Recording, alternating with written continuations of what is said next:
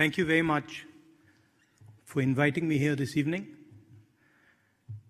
It's an honor for me to come. As you mentioned, I was an alumnus of the Bucerius school. I spent a very nice time here in Hamburg. We learned quite a lot and had a lot of fun. So those were good days, and I'm happy to come back. I'm here to tell you a little bit about what is going on in my country and how that is relevant to the rest of the world. So I'd like to start around 70 years ago, when India was locked up in hundreds of thousands of villages. India was a rural country. People lived in a caste society, rigid rules. They aspired, but it was very difficult to move outside the village. For some of you who haven't been to an Indian village, I can give you a little bit of a description. Most Indian villages are divided along caste lines. If you're a lower caste person, or if you were a lower caste person, for example, 70 years ago, you couldn't drink water from the village well.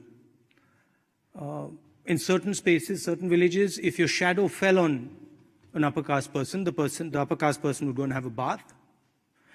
And for all practical purposes, if you were from a lower caste or a backward caste, you pretty much had no mobility in the village.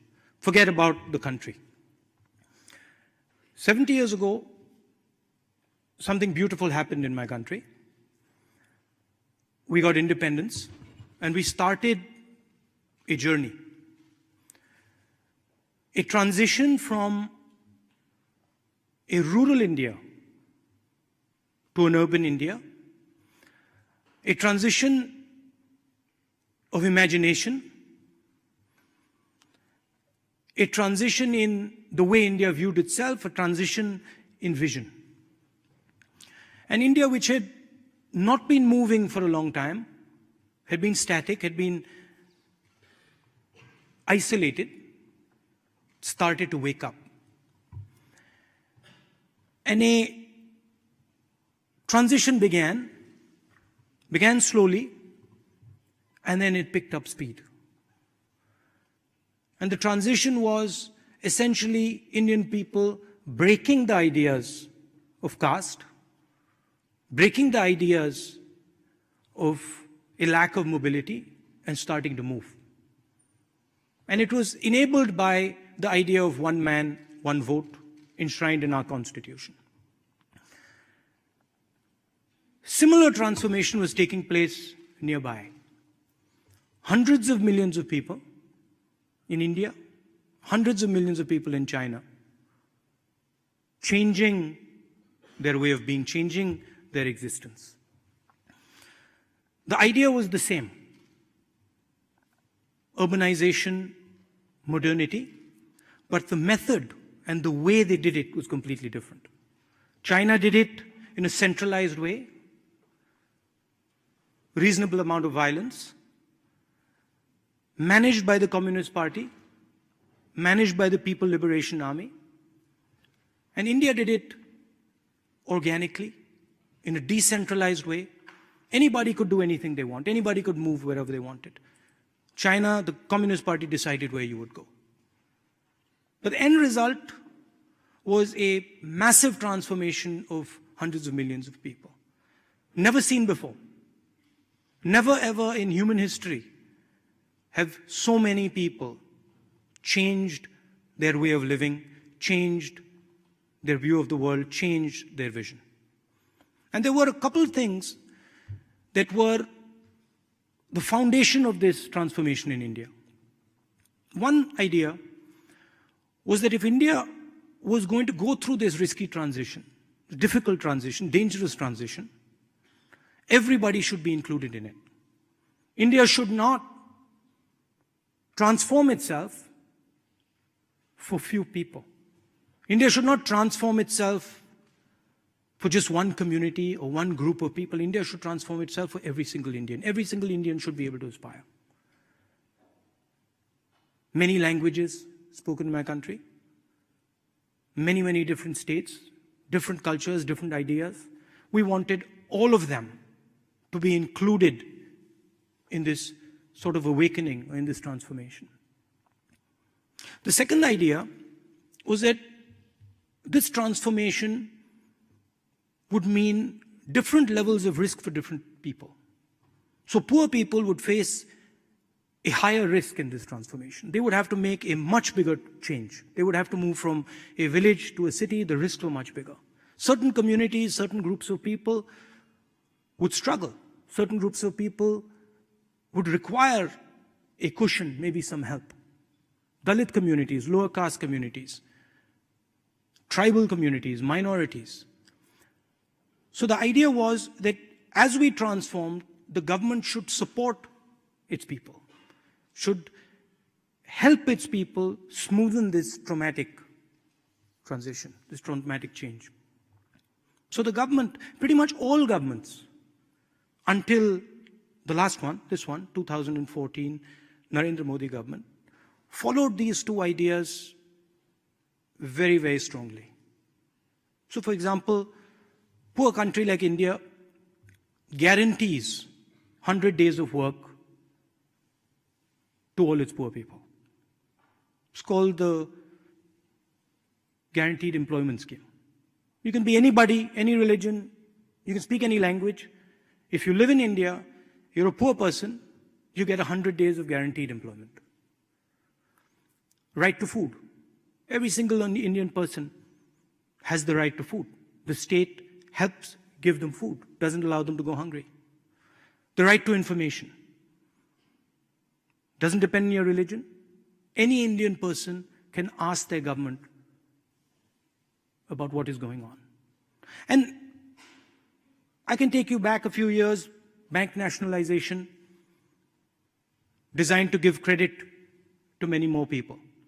So these were two of the fundamental ideas that pretty much every single Indian government held true, which has now been attacked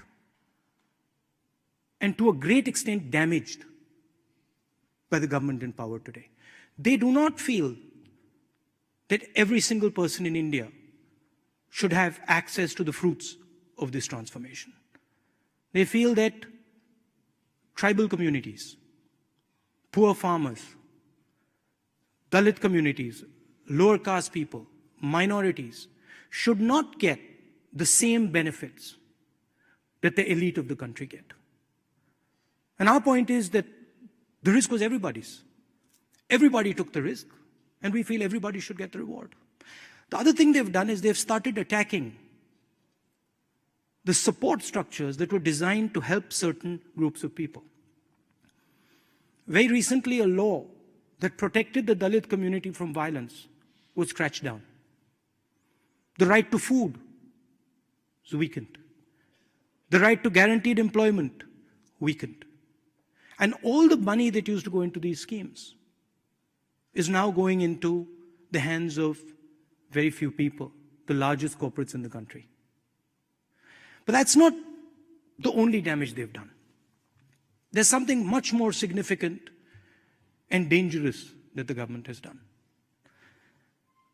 This transition that took place on an informal economy, took place on the back of millions of small and medium businesses that allowed people from the villages to come to the cities, to do a job for a couple months, and then go back to the village.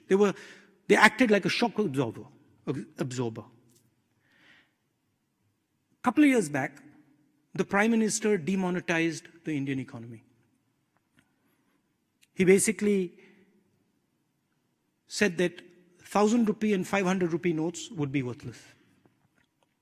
And he destroyed the cash flows of all these small and medium businesses. Millions and millions and millions of people who worked in the informal sector were left unemployed. I want to give you a sense of the scale of this.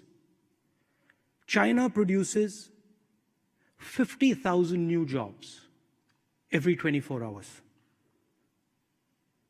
In the same amount of time, in the same 24 hours, India, a country that is approximately the same size as China, produces only 450. And they didn't stop at demonetization. They imposed a badly conceptualized, badly thought through, badly implemented goods and services tax, which complicated the lives of these small and medium businesses, and basically resulted in the closure of hundreds of thousands of them. And large numbers of people who worked in these businesses were forced back to the villages. And these three things that the government has done has made India angry. And that's what you get to read in the newspapers. When you hear about lynchings in India, when you hear about attacks on Dalits in India, when you hear about attacks on minorities in India, that's the reason for it. That a huge, powerful transformation, which is frankly shaping the entire world, requires certain protections for its people. And that protection is being taken away. And India is reacting to that. It's very dangerous in the 21st century to exclude people. And I want to give you a small example. A strong example, but a small, strong example. The United States attacked Iraq in 2003. And one of the first things they did was Executive Order 1 and Executive Order 2, which is in common parlance called de-Baathification. But in fact, it was a law that stopped a particular tribe in Iraq from getting government jobs, a law that stopped them from getting jobs in the army. And there was a history to it, so it seemed like a very innocuous decision at the time. It took the United States a couple months to defeat Saddam Hussein's army. Hardly any Americans died. Very limited number of soldiers died. Few months after the invasion, the network that was excluded from jobs in Iraq, the Tikriti tribal network, linked up with the cell phone network in Iraq and with the network of artillery shells that were left in the villages. And you got an insurgency that fought the United States and caused massive casualties to the Americans. And it didn't end there.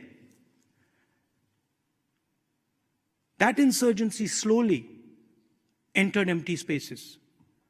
It entered the empty space in Iraq. It entered the empty space in Syria. And then it connected with the global internet to form the horrific idea called ISIS. And I'm explaining this because if you don't give people a vision in the 21st century, somebody else will give them one. And that is the real risk of excluding large numbers of people from our development processes. Every country faces this risk. If you don't embrace people, if you don't give people a vision, somebody else is going to do it. And that vision might not be a vision that is good for you or good for the world.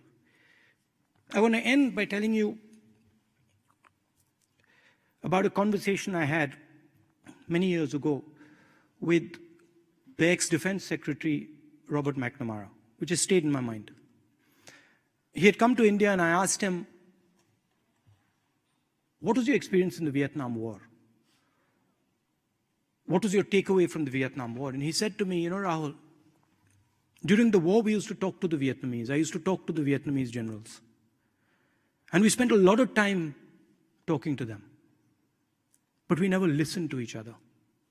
It was only after the war, when I met those same generals, that I realized that what they were telling us was not what we were hearing. And what we were telling them was not what they were hearing. And he said that I wish that we had listened to them during the war, we would have saved many, many lives. And I think that's what is important in the 21st century. You can disagree with somebody, but in a connected world, you have to listen to what they're saying, where they're coming from. As I said recently, hate is a choice. I can fight you, I can take you on, I can compete with you, but hating you is something that I actively have to choose to do. And I think hate is a dangerous thing in a connected world. So what we do in India and the Congress Party, we work with our people, we bring them together, we try and carry as many of them as possible in this transition. And we find that when you actually go and listen to people, and they might be very different than you, they might have a different cultural background than you, they might speak a different language. But when you actually start listening to people and try to understand where they're coming from, you can get a hell of a lot done. So I'd like to end my talk by telling you that I think there is a lot of hatred in the world today, but there is not enough listening. And I think listening is something that is very, very powerful. So thank you for coming here.